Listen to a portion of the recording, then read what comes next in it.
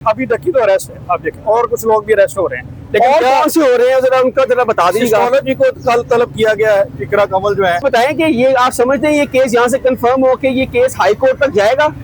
Definitely ये जो जिस तरह से ये मामला नजर आ रहा है, देखें एजेंसी ने जिस तरह से इसको पर्सन लिया हुआ है और जिस तरह से इन चीजों को केस को एक वो बेसलेस फाउंडेशन बनाने की कोशिश कर रहे हैं। लास्ट डेट पे रिमांड चैलेंज भी किया था, जिसपे ये लग रहा है कि फर्दर अब इनको रिमांड इसमें नहीं मिलेगा। में क्या कार्रवाई हुई है? कमरे अदालत में फयाज रामे साहब एडवोकेट मौजूद थे, हम इनसे बात करते हैं। अच्छा रामे साहब, आज जो है 15 रोजा जिस्मानी रिमांड हो गया है और 15 रोजा जिस्मानी रिमांड के बाद जब पेश किया गया है, तो क्या ये FIA के स्पेशल लॉज हैं कि मजीद जो है वो आज उन्होंने रिमांड की सजा कर दी है नेशनल साइबर क्राइम एजेंसी की जानिब से? रिमांड का मैं आपको बेसिक प्रिंसिपल बता देता हूँ। रिमांड का बेसिक पर्पज होता है चेक करना चीज़ों को। अब प्रोग्रेस ये है, दो प्रिंसिपल के जो है वो ग्रांट किया जाता है कि आपने क्या रिकवरी की और फर्दर किस पर्पज के लिए आपको अक्यूज पर्सन की कस्टडी चाहिए। तो अभी तक ये जो चीज़ें आज भी FIA कोई NCCA कोई स्पेशल चीज़ सामने नहीं लेकर आया, वही बातें पुरानी कि जी हमने कुछ डिवाइसेस कुछ लोगों की निशानदेही करनी है, कुछ अकाउंट्स जो है वो रिकवर करने हैं। लेकिन आज का नया नुक्ता उठाया है आमला 2010 कानून है, एंटी मनी लॉन्ड्रिंग एक्ट, उसके तहत शिक नंबर 42 के तहत जो है वो उन्होंने रिमांड की सजा की थी लास्ट टाइम भी, और आज भी जो है वो इसी को जो है वो बुनियाद बनाकर जो है जिस्मानी रिमांड मांग रहे थे, यानी कि आप मनी लॉन्ड्रिंग की तरफ चले गए हैं। डिवाइसेस तो रिकवर हो गई हैं 15 रोजा जिस्मानी रिमांड में। देखें, जब ये 7 को अरेस्ट किया गया उस वक्त NCCA के पास मनी लॉन्ड्रिंग के इख्तियारात नहीं थे। ये इख्तियारात उनके पास 26 अगस्त 2025 को आए। फेडरल गवर्नमेंट ने सडनली एक नोटिफिकेशन जारी किया जिसके तहत उन्होंने कहा कि जी हमने इनको ये इख्तियारात दे दिए। अब हमें ये नहीं समझ आ रही कि जब एक शख्स को अरेस्ट किया गया उस वक्त एक कानून ही मौजूद नहीं है, इख्तियारात ही मौजूद नहीं है। उससे पहले उन्होंने एक प्री ट्रायल जजमेंट इस हवाले से देना शुरू कर दी थी। बहरहाल अभी उन्होंने, आपकी बात दुरुस्त है, इस हवाले से फर्दर उसको लिंगर ऑन करने के लिए एक लेम एक्सक्यूज है और कोई रीज़न नहीं थी। उन्होंने मनी लॉन्ड्रिंग के हवाले से बात करके। अच्छा ये बताइएगा, हमने अक्सर देखा है पाकिस्तान में लॉज तब बनते हैं जब स्पेशल लोगों के लिए स्पेशल ट्रीटमेंट किया जाता है। तकीब भाई क्या इतने स्पेशल हो गया कि उनके लिए एक नोटिफिकेशन कर दिया गया है, NCCI को जो नोटिफाई कर दिया गया कि वो एंटी मनी लॉन्ड्रिंग का काम करें, जबकि FIA के अंदर एक बाकायदा तौर पर सर्कल मौजूद है एंटी मनी लॉन्ड्रिंग। ये नहीं हो सकता था कि इनको उनके पास रेफर कर देते और वो कानून के मुताबिक करते? इन्हीं को क्यों जो है इस एक्ट में या इनको तरमीम करते हुए जो है वो इख्तियारात दिए गए हैं? अब ये तो हमें समझ नहीं आ रही। हमने तो पहले दिन से ये बात की कि इसको बहुत ज़्यादा पर्सनल लिया जा रहा है और पर्सनल बुनियादों पे जाकर जिस तरह से कंटिन्यूसली इंटरव्यूज दिए जा रहे हैं और जिस तरह आज भी बहरहाल मुख्तसर इसमें यह है कि आज 2 दिन का फर्दर रिमांड उन्होंने ग्रांट किया है, जिसपे ये लग रहा है, लास्ट डेट पे रिमांड चैलेंज भी किया था, जिसपे ये लग रहा है कि फर्दर अब इनको रिमांड इसमें नहीं मिलेगा। ये बताइएगा, जो लास्ट टाइम जो 5-4 रोजा रिमांड चैलेंज किया है, हमने ये भी देखा है कि इस सूरत हाल में एडिशनल सेशन जजेस के पास किस तरह की पावर होती है कि वो जो है वो उसको कलअदम भी करार दे सकते हैं। उसकी सूरत हाल क्या है? अभी उसमें थोड़ी देर में वो वहाँ पे भी अपना मौक़िफ़ जो है वो FIA की लीगल टीम पेश करेगी। आज जहाँ पे भी अदालत में आपने देखा कि उनकी लीगल टीम पेश हुई थी, उसका मकसद ये है कि अदालत ने last time district and session court ने जुडिशल मजिस्ट्रेट से और NCCA से रिटन रिप्लाई जो है इस हवाले से मांगा था कि ये जो इलीगल रिमांड लिया गया काउंसिल की गैर मौजूदगी में, ये देखें high court rules and regulation की सीधी वायलेशन है।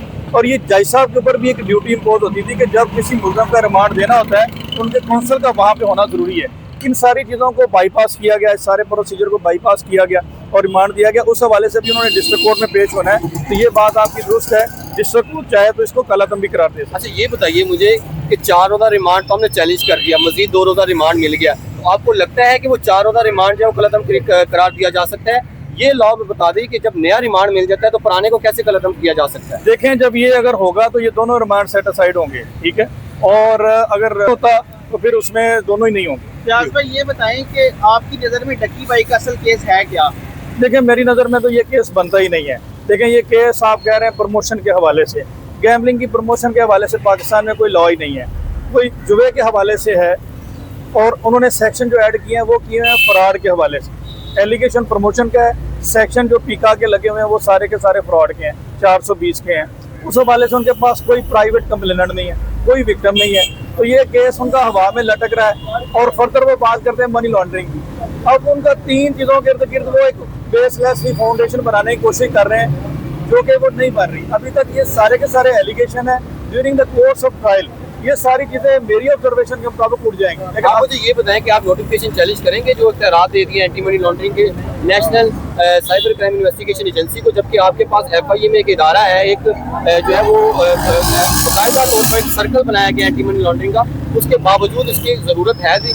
क्या आपको लगता है कि नोटिफिकेशन चैलेंज करना चाहिए उनके मुताबिक? मेरी ऑब्जर्वेशन के मुताबिक ये नोटिफिकेशन चैलेंज नहीं होगा। इस चीज़ को चैलेंज किया जा सकता है कि जब ये अरेस्ट किया गया, जब ये ऐप्स की प्रमोशन की गई, उस वक्त इस तरह का कोई कानून मौजूद नहीं था।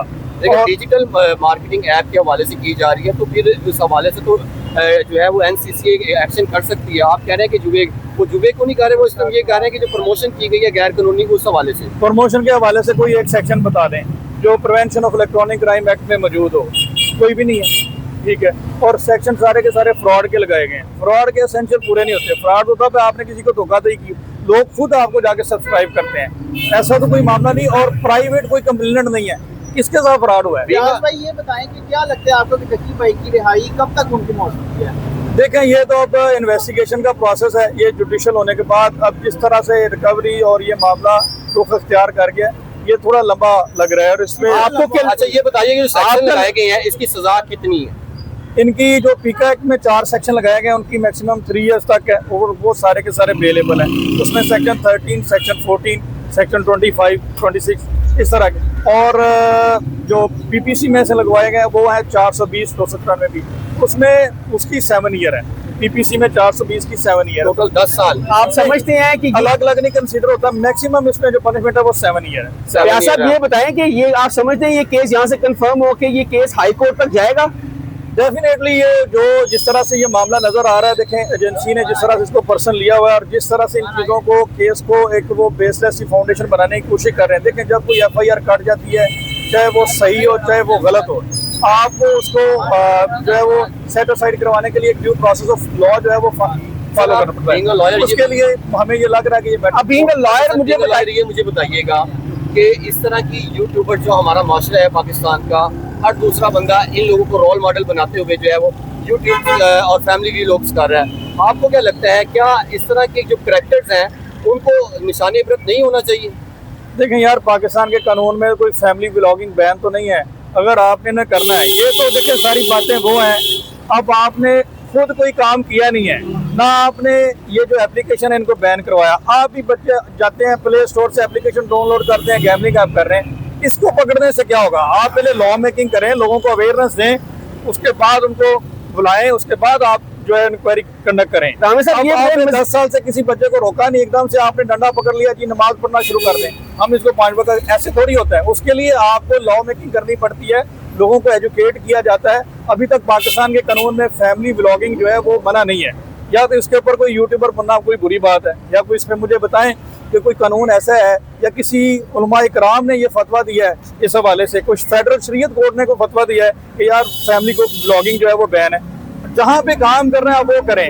इन एप्लीकेशन को अगर वतन अजीज को साफ करना है, हम कहते हैं कि नहीं होना चाहिए, तो आप जाके इस हवाले से लॉ मेकिंग करवाएं और इन एप्लीकेशन को परमानेंटली बैन करवाएं ताकि आपको इसको डाउनलोड ही ना कर सकें।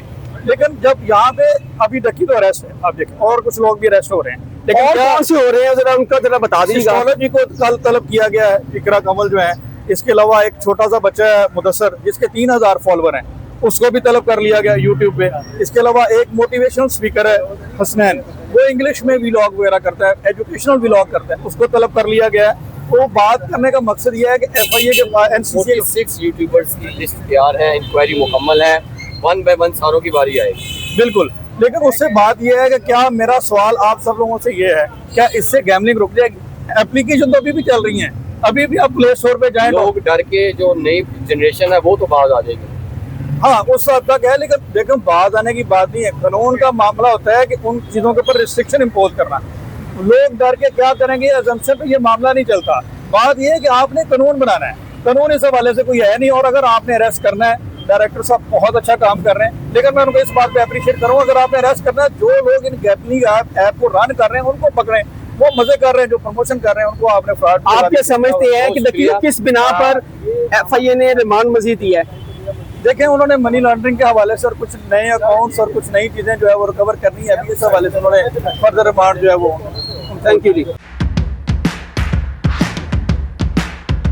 नाज़रीन गिरामी, कबल आपसे एक गुजारिश है कि हमारे चैनल को सब्सक्राइब कर लें।